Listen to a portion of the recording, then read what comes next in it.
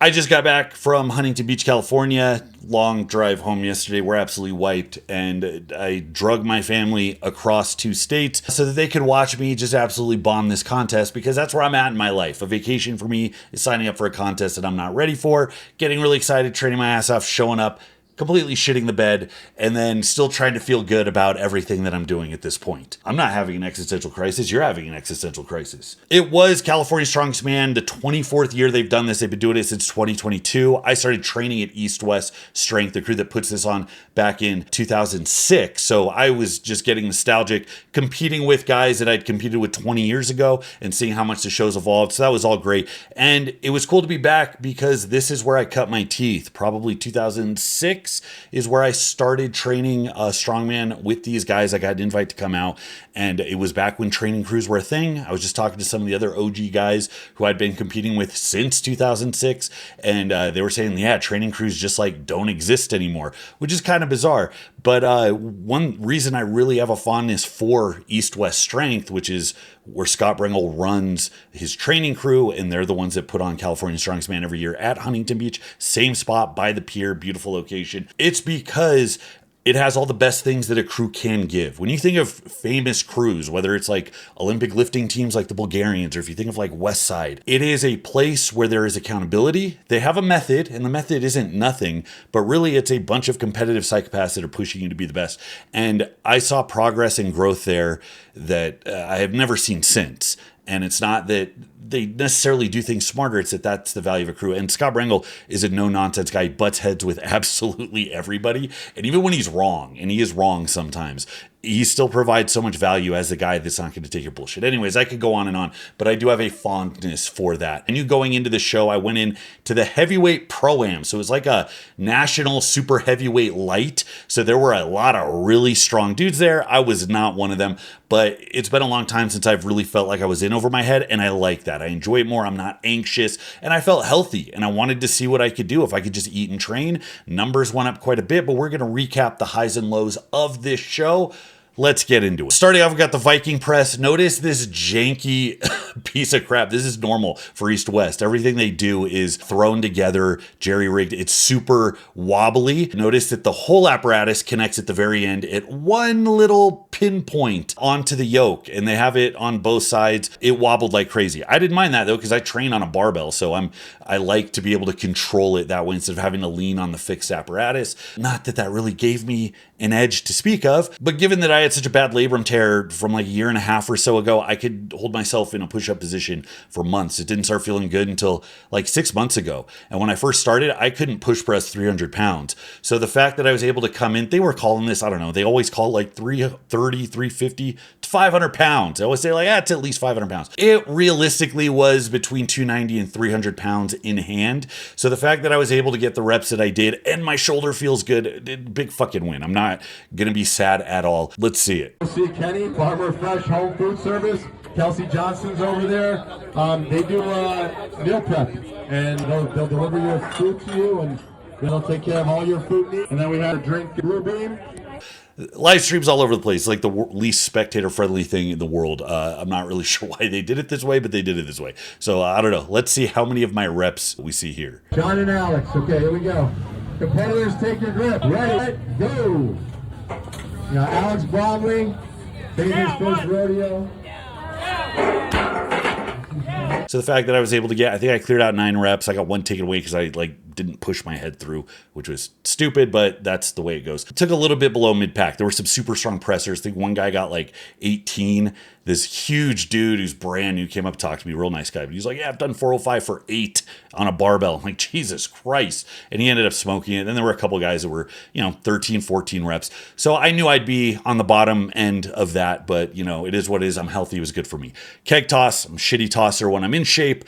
One of the shortest guys there, not very explosive, haven't been practicing kegs, and my strength, which I rely on, my hip strength to be good at all, isn't where it needs to be. So I knew that wasn't going to be a good one. Anyways, there's nothing I can't pull that out of my ass in that prep. I just have to wait until my strength comes back. And then as I start drilling it, that'll climb back up. Towards the bottom, then there was the truck pull. I'm a horrendous truck puller. Wasn't training the truck pull. I didn't have a good setup. There's no crews out here. There's no good way to simulate it without 3 or 4 people and without a harness. I know that I am worse at this than I actually thought I was. I think I was the only guy out of like the middleweights and the heavyweights to not finish. Now they were having problems with the air brakes, or having to let the truck run, then shut it off in between, or else like the brakes would inexplicably lock up because they had all the middleweights go. Then the guy that was dominating everybody was the only guy that couldn't finish. And then they realized that, oh, if they did this wizardry to the engine, something with the brakes released, and the guy went again and he smoked it. Well, I was the only guy out of the heavies and the middleweights that couldn't finish it. I know I'm not super coordinated or athletic. It's possible I am that bad. It is entirely possible because I haven't trained a truck pull in probably 10 years. However, my squat's probably at like 650 right now. I'm heavier than a lot of the middleweights, which helps with a pull like that. I have a hard time believing that, but I wasn't going to make a big deal about it.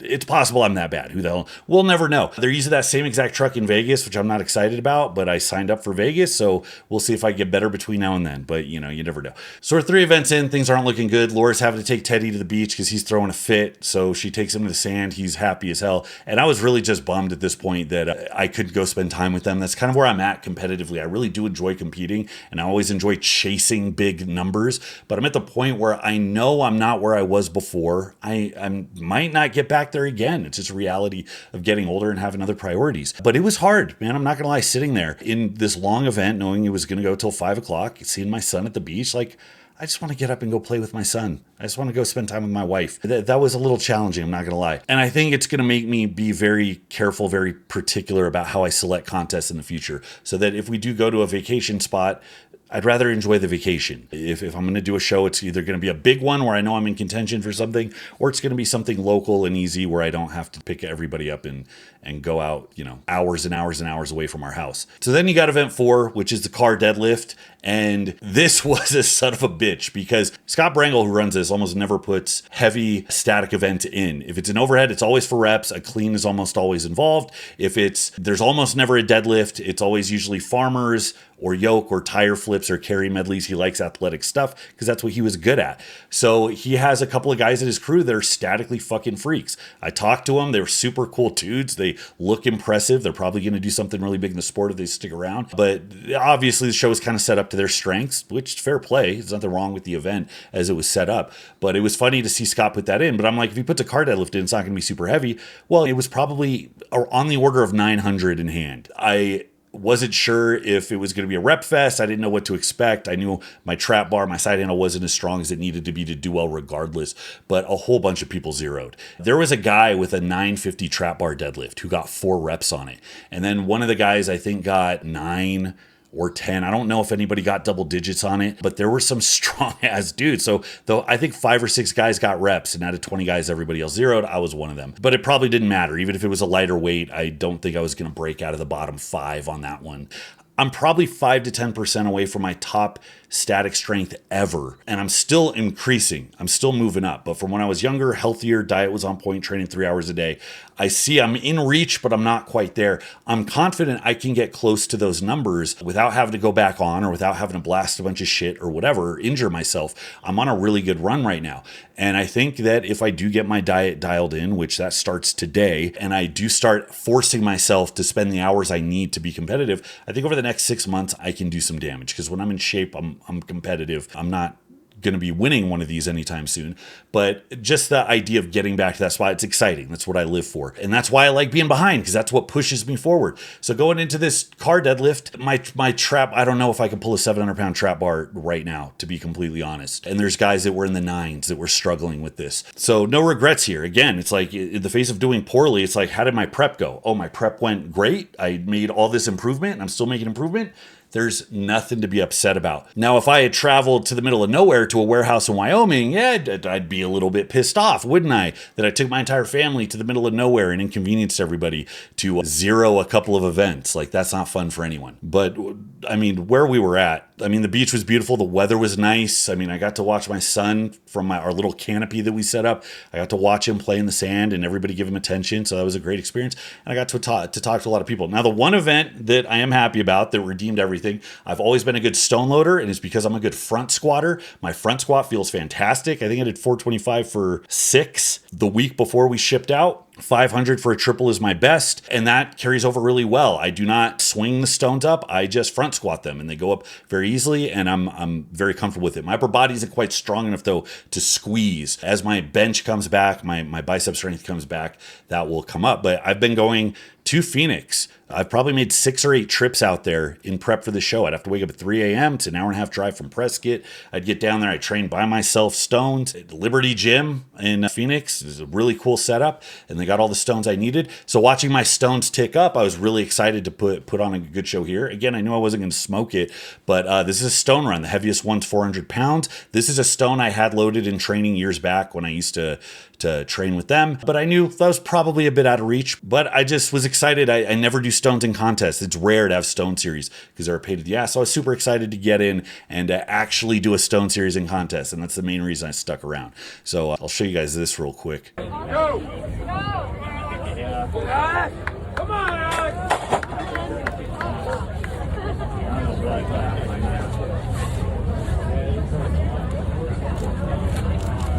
Yeah, buddy!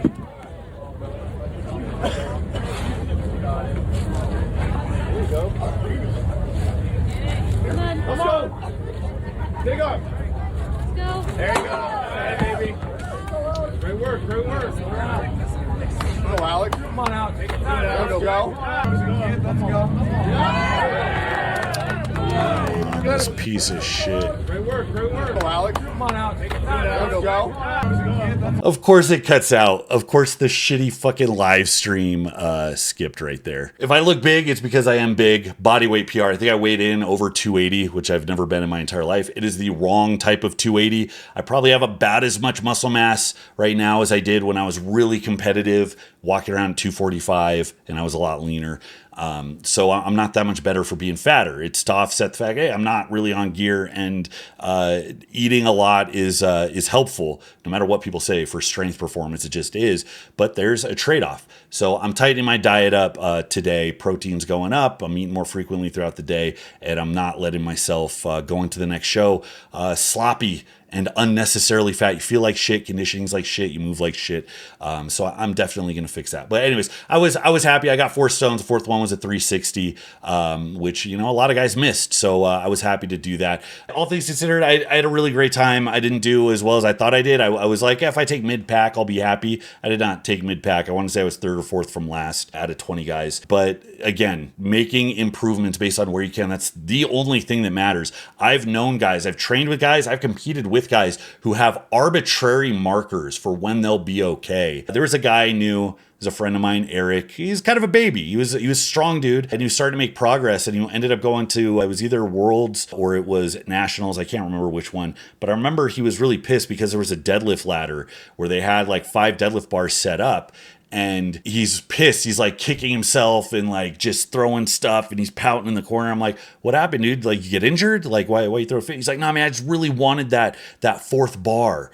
And I'm like, oh, but you cleared out the first 3, right? And I'm like, well, what's your best deadlift? And he told me it was like 50 pounds less than the 3rd bar that he got. So he set a PR in the contest, and then he was still pissed off that he didn't hit the next one. And these are goals that aren't based in anything. So I had to like have a talk with him. I'm like, how rational is that for you to be upset that you didn't hit this arbitrary marker that is disconnected from what your actual capabilities are? You hit a big PR in contest, fucking huge. Now, if you can do that every contest, it's not very long before you are one of the top guys. So that is the important thing. It's great to have those North Stars in front of you, and I think it's actually essential, but you have to still have the presence of mind to know while you're striving for that, that's not what's driving your decision making, or whether or not you value a training block or a contest as having gone well or not. So something to think about. I am super excited for the next run of contests. There's a bunch of pro-ams now. They're starting to do more and more, which they should have been doing all along. And they're giving away pro cards and spots to America's Strongest Man, spots to Nationals. And again, it's giving me something to reach for. So there's one in Vegas I might do. I'm signed up for it, but we'll see. There's a heavy ass yoke that I don't want to break myself under. That's what got me at Worlds. It was a 900 car yoke, and it just destroyed my AC joint. And this one's 1,000. I'm not going to injure myself just to try to show up. But it is an excuse for a Vegas trip, which me and my wife are fond of. And 6 months from now, there's one in Phoenix. I'm like, okay, it's close. It's at a local gym I can train at. And I have 6 months to fix a lot of these issues. I think I can come in and make a dent. So I'm excited for that. So join me, won't you, for this next 6 months of mass building. I just uploaded my barbell progression programs. So you can follow one of those. Those will be the backbones for like the group training here. Following those, if you have questions, if I'm giving things to do, daily workouts, they should be able to be plugged in super easy to those programs. And let's add some mass, guys. Let's make some gains. Just like you guys, I have one job in the next 6 months, and that's to get better at these barbell lifts. That's it. So let's get to it. Thank you for joining me on this Monday to commiserate. Don't forget, every Thursday we are doing Coffee with Bromley. That's on the schedule, so drop in for that. Bring your questions, bring your wins, anything you guys want to talk about, any topics. It's weird for me to lecture. I don't want people to feel stuck like they just have to listen to me ramble on. I'm going to try to have an itinerary. I don't know. I'm going to treat it like I'm a pastor or something. Like I'm going to have my points of order, and we'll also have time for questions and for back and forth and so on. I do want it to be dynamic, but I understand not everybody wants to show up and do group participation, so I'm not going to expect everybody to carry the talk. If there are things you want me to address, let me know and I'll make sure to put them on the docket. But I'll see you guys there bright and early every Thursday, Coffee with Bromley. All right, as always, I'll see you in the comments.